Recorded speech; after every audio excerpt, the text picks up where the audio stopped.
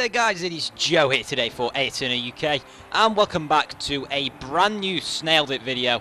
Once again we are back in the Marussia for another race. I don't know why I do this to myself, to be honest, but we are in Silverstone today, one of my favourite tracks on the calendar.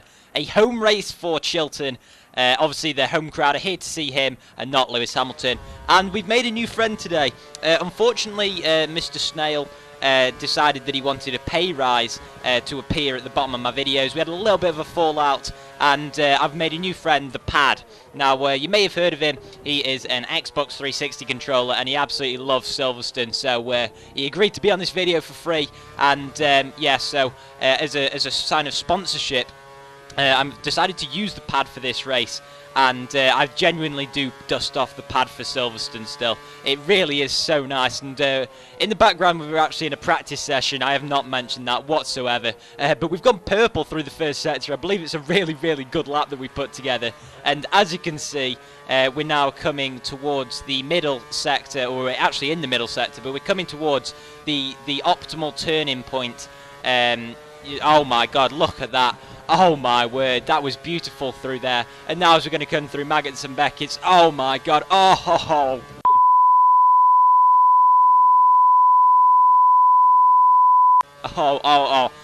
Anyway, yeah, I'm really sorry about that, guys. Unfortunately, that bit, again, was parental advisory. It was literally, oh my god, that was 18 plus stuff you saw there. So we unfortunately had to cut out Maggots and Beckett's of this lap.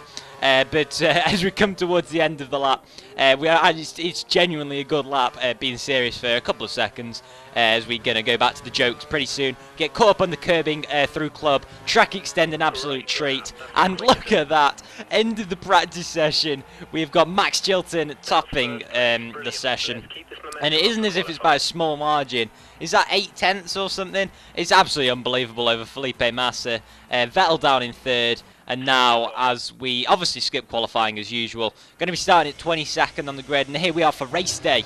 As you can see, it is a little bit cloudy outside, but we've got no rain forecast for today, which can only be a good thing. And now we are going out to the grid for one of our favourite races of the season. It's pretty good because I don't have to set up my wheel on my desk, which can be quite a hassle sometimes. So yeah, just pick it up, play. And that's why I'm endorsing the Pad. You know, go out and buy one. And here we are then for the grid, or on the grid for the British Grand Prix. We have got 4 lights and 5 lights, and it is lights out and away we go for the British Grand Prix. Max Chilton in his home race, starting from the back of the grid as usual, and is alongside Guido van der Garde going into turn 1. We're just going to try the little switchback move. Isn't that just beautiful? And now we've got a couple of Force Indias creating a little bit of a roadblock for us, but you know what's coming. You know, you've watched this series long enough to know that the dive bomb comes at the first opportunity possible. And I'm going to now go around the outside of Felipe Massa as what is Esteban Gutierrez doing up in 10th place? Jesus. And we go past Massa, we go past Perez, then no competition for us. As we know, the AI on lap 1 are so bad, it is a joke. But anyway, as now we're going to try and get the little switch back on Vettel. The prowess of Max Chilton is telling him to do so. And now we're going to come through. The previous corner was Luffield. I did used to know my Silverstone corners, and I believe this is Cops coming through turn 1 now in 6th gear, track extending as per blooming usual. And oh my god, for the first time this weekend, guys, you're going to be able to see Maggots and Beckett's. Vettel obviously hasn't fitted the pad to his car. He's stuck with the wheel. That is a rookie mistake, as Sebastian's tyre is literally exploding as we speak. And we're up to 6th place anyway. He was genuinely, when I look back then in my mirrors, he was actually weaving from side to side. I'm pretty sure he's had a fire in the hole. But yeah, we're into 6th place anyway. We've got the Iceman just ahead of us. And oh my god, we've completely locked both fronts. And Vettel's just staying past us. He's completely mugged us off. But we've got him back. And I think it's Rosberg at the front of the train. Might be Hamilton. No, Hamilton's leading. I think it's Rosberg just trolling, to be honest. because he can. I think he's leading the championship. I'm really not sure though, to be honest. But now look at that. We were so close. Well, we weren't that close, but we were close enough for a nice dive bomb past Kimi. We lock off front left, and you could probably, I think you're going to be seeing a lot more of that from what I remember of this race. Well, when I say what I remember of this race, I wasn't drunk when I was doing it or anything, but yeah, it was quite a while ago that I think I recorded it. And now coming into the Woodcut, is that? I don't know. But now we're coming through Abbey, that's turn 1. And we skipped on to lap 3. I don't think we actually cut anything. This is the first time that we've cut to further on in the race. Obviously DRS is active this lap. We've gone past the detection point, locking up that left front, an absolute treat. Webber has got an absolutely AIDS exit out of that turn, and we're going to have the DRS. We're abusing that curve. Webber somehow has DRS, even though he's about 50 seconds behind the car ahead. We lock our left front once again. I'm so done. But now as we come through Luffield, we've got the inside line on Webber, and Jesus Christ, we've absolutely mugged off 2 Red Bulls during this race, and we're only 3 laps in. 6 minutes into the video, and we're actually only 3 laps in. Well done, mate. Yeah, I'm sure I've edited this one well. Doing it in 6th gear and going up into 7th. Now skipping on to lap 5. I think we're going to make our pit stop now. Even though our tyres aren't too bad, we've locked that right front, and that is just telling us, mate, get into the pit lane while you can. We're actually coming in a lap earlier than everyone else. I don't know why I did this, to be honest, because I know that I was creating a lovely little snail train. Or sorry, no, the pad train. Obviously, the snail is not to be mentioned during this episode, seeing as the bastard wanted a pay rise, even though he wasn't paid in the first place. But, you know, he turned into a bit of a greedy, egotistical little snail. So we had to replace him for the pad. We're still in contract negotiations for the next race in Spa. But in the meantime, we fitted some prime tyres while I was blabbering absolute garbage. It's a pretty standard pit stop as per usual. 3.1 seconds, and we're going to come out of the pit lane in 21st place. We're pretty much back in where Chilton should be. The British crowd are giving him that motivation to get the win. Everyone in the crowd is going to be wearing the Marussia t-shirts, but now onto lap 7, he's going to need all that support because Max Chilton is behind Kimi Räikkönen, which means that he's lost a net position. We've locked that left front once more. That left front is telling us, mate, get out of that Marussia. You do not want to be driving this thing. It is going to explode any minute. You see those clouds just ahead? They're actually just smoke from my Marussia, from that left front tyre, and there's just a little bit more to add to the atmosphere. Räikkönen seems to have bolted just a little bit. Just as long as we're in DRS coming on to the Hanger Straight, I'm pretty sure we should be alright.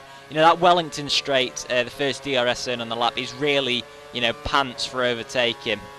But we've put it up into fast fuel mixture, track extending beautifully as usual, and now coming through Maggots and Beckett's. We've gained so much on Räikkönen, literally going down into 4th gear, and we're going to get a beautiful launch. We've still got half a bar of curves. We're still in the rich fuel mixture. We've got the DRS, and now we're going to go around the outside all the time. He's got to leave the space, as Fernando Alonso would say, but we don't need any space. We've already got the move done. And yeah, we're up to P12, but this is the lap really where everyone's going to be pitting. As you can see, it's a pretty long pit lane, which means that when you pit, you come out quite a long way back from everyone who hasn't pitted. So yeah, I didn't get any traffic luckily, and now you can see there's an absolute cluster of cars coming out the pit lane. We're into 7th gear, coming through Abbey, and that's a Ferrari ahead of us. We're in P6, so we've lost 2 positions. Massa and Webber have got ahead of us. No surprise, to be honest, considering we're in on Marussia.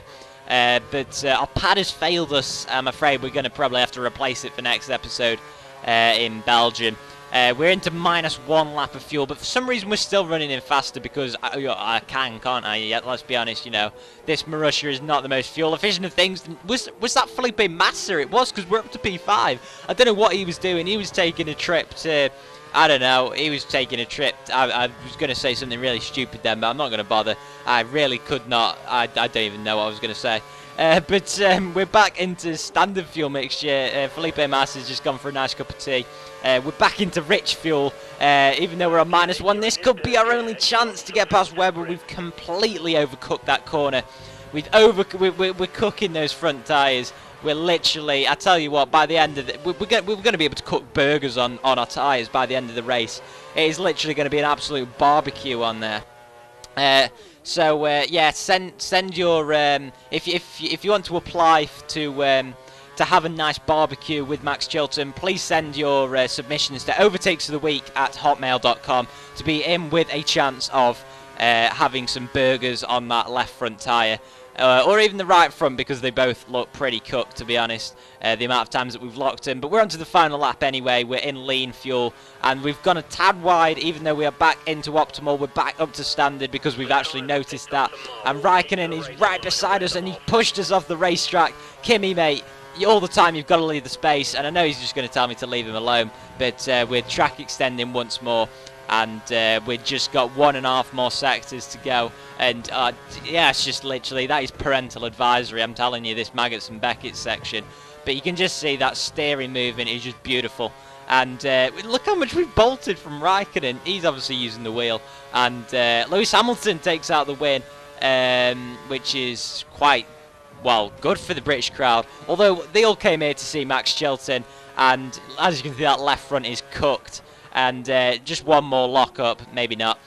We've actually managed to avoid the lockup here, and we're going to come across the line for a well-deserved 5th place. That is 10 points on the board, and I tell you what, we've scored in every single race so far. Who'd have thought that? The pad's kind of blocking out our 5th place, but who cares, to be honest. We've got 5th place, I can assure you of that.